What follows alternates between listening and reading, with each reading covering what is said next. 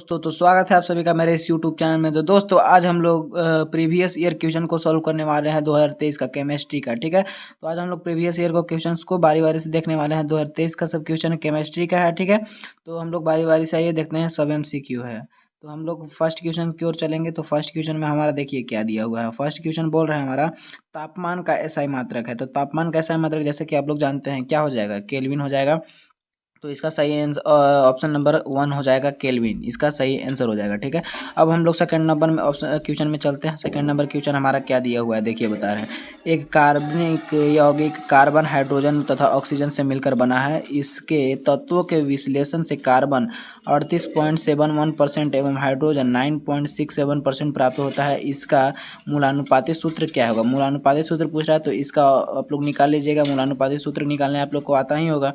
तो मूलानुपातिक सबसे पहले परसेंटेज को द्रव्यमान में बदलते हैं, फिर द्रव्यमान को उसके परमाणु भार से भाग देकर मोल में परिवर्तित करते हैं, फिर सबसे कम मोल से भाग देकर उसको क्या में बदलते हैं, परमाणु संख्या में, और फिर एक फिर लिख दिया जाता है, मतलब पास पास नज़दीक लिख दिया जाता है। तो इसका ऑप्शन नंबर हो जाएगा सेकंड इज राइट। ठीक है, तो हम लोग चलते हैं क्वेश्चन नंबर 3 में। तो क्वेश्चन नंबर 3 में देखिए हम लोग क्या है, बोल रहा है 4D कक्षक में अधिकतम इलेक्ट्रॉन की संख्या कितनी है।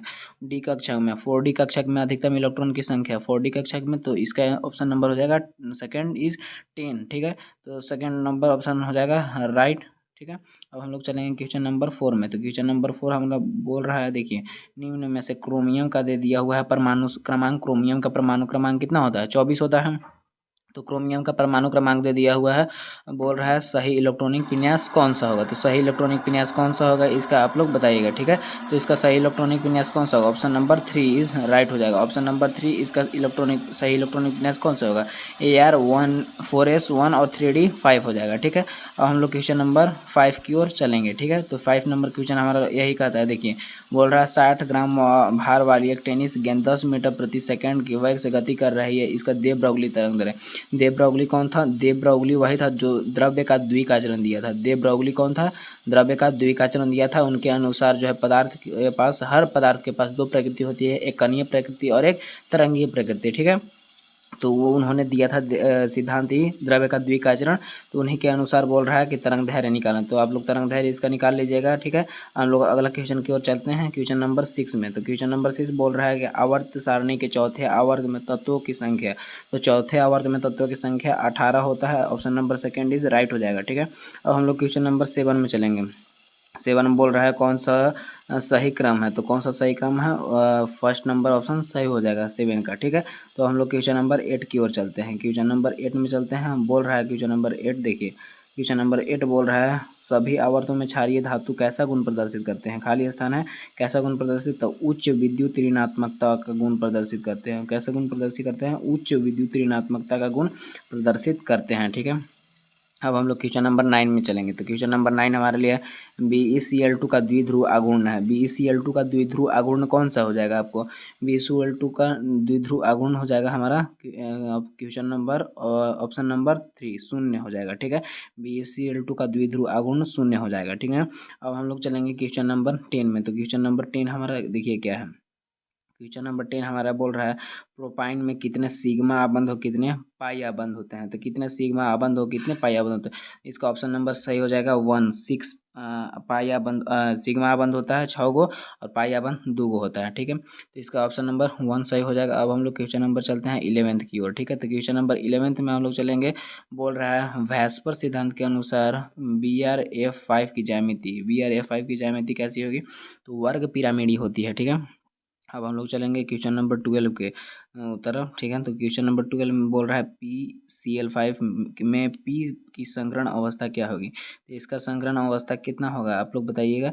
इसका संकरण अवस्था हो जाएगा सेकंड sp3d। ठीक है, 4 के लिए बोलते हैं sp3, 4 के लिए क्या बोलते हैं? sp3 बोलते हैं। तो 5 है तो इसके लिए sp3d हो जाएगा। ठीक है, अब हम लोग चलेंगे क्वेश्चन नंबर 13 में।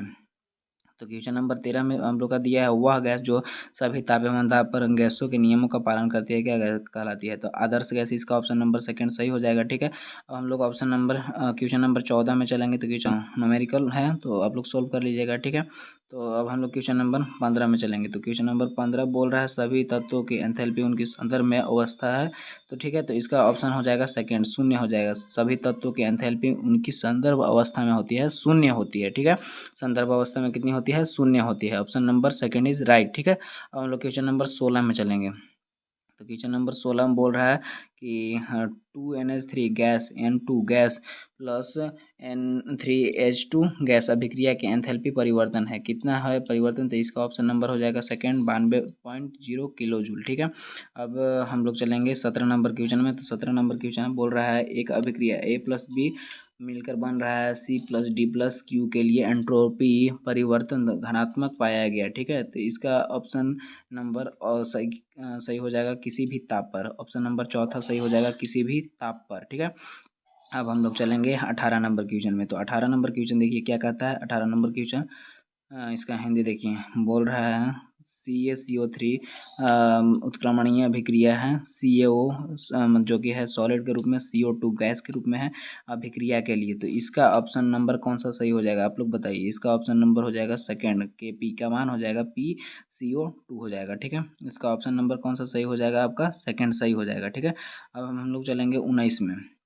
तो 19 में चलेंगे, बोल रहा है NH3 का संयुग्मित अम्ल कौन सा है? तो इसका सही हो जाएगा क्या? सेकंड ऑप्शन सही है, NH3 का संयुग्मित अम्ल कौन सा है? NH4 प्लस हो जाएगा। ठीक है, अब हम लोग चलेंगे क्वेश्चन नंबर 20 में। तो क्वेश्चन नंबर 20 बोल रहा है निम्न में से कौन सा लुईस अम्ल है? तो लुईस अम्ल कौन जाएगा? BF3 हो जाएगा। ठीक है, ठीक है, अब हम लोग चलेंगे क्वेश्चन नंबर 21 में। क्वेश्चन नंबर 21 इसका हिंदी देख लेते हैं क्या लिखा हुआ है। हिंदी में लिखा हुआ है 10⁻⁻10 MnAOH विलियन का pH मान कितना हो जाएगा? MOH का pH मान कितना हो जाएगा? तो इसका ऑप्शन नंबर 3 हो जाएगा 4। ठीक है, 22 में। तो क्वेश्चन नंबर 22 क्या है देखिए। ठीक है, क्वेश्चन नंबर 22 है ClO3 माइनस में क्लोरीन की ऑक्सीकरण संख्या। इसका क्लोरीन की ऑक्सीकरण संख्या कितना हो जाएगा? तो क्लोरीन की ऑक्सीकरण संख्या इसमें हो जाएगा +5 हो जाएगा। ठीक है, तो इसका ऑप्शन नंबर सेकंड राइट हो, फर्स्ट राइट हो जाएगा। ठीक है, अब हम लोग चलेंगे क्वेश्चन नंबर 23 में। तो क्वेश्चन नंबर 23 में हम लोग का क्या हो जाएगा?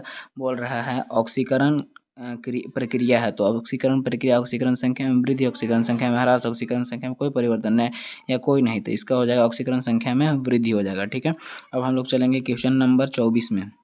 तो क्वेश्चन नंबर 24 हमारे लिए कौन सा है? बोल देखिए लिखा है अभिक्रिया CuO सॉलिड के रूप में है, H2 गैस के रूप में है, और Cu सॉलिड के रूप में है, H2O गैस के रूप में है, ऑक्सीकारक है। तो ऑक्सीकारक कौन है? ऑक्सीकारक CuO है, कॉपर ऑक्साइड CuO। ऑक्सीकारक वो होते हैं जो कि अपने जो है कम होते हैं और दूसरों को क्या करते हैं? बढ़ा देते हैं। ठीक है, इसमें बढ़ाने का काम, ऑक्सीजन में वृद्धि करने की काम कौन कर रहा है? Copper oxide.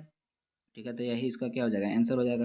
अब हम लोग चलेंगे क्वेश्चन नंबर 25 में। तो क्वेश्चन नंबर 25 हमारे लिए देखिए क्या बोल रहा है। क्वेश्चन नंबर 25 बोल रहा है जल अणु का आबंध कोण। जल अणु का आबंध कोण कितना होता है? Question number second is right, 104.5 degree होता है। ठीक है, अब हम लोग चलेंगे क्वेश्चन नंबर 26 में। तो क्वेश्चन नंबर 26 बोल रहा है हम लोग का, देखिए क्वेश्चन नंबर 26 बोल रहा है बिना बुझा हुआ चूना का आणविक सूत्र। तो ये कैल्शियम ऑक्साइड हो जाएगा 26 नंबर में का चौथा ऑप्शन सही हो जाएगा। ठीक है, अब हम लोग चलेंगे 27 नंबर क्वेश्चन की ओर।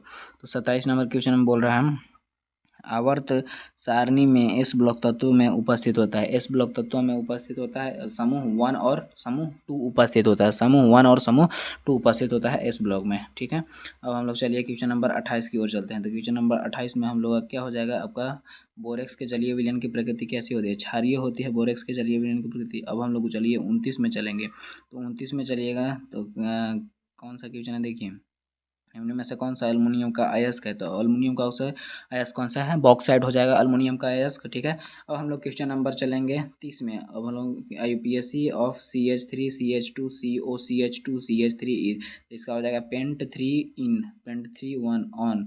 ठीक है, अब इसका हम लोग चलेंगे 31 में। तो 31 में बोल रहा है इसका जो है स्थिति समावयवता। तो इसका स्थिति समावयवता कितना हो जाएगा आपका? 29 का चौथा हो जाएगा।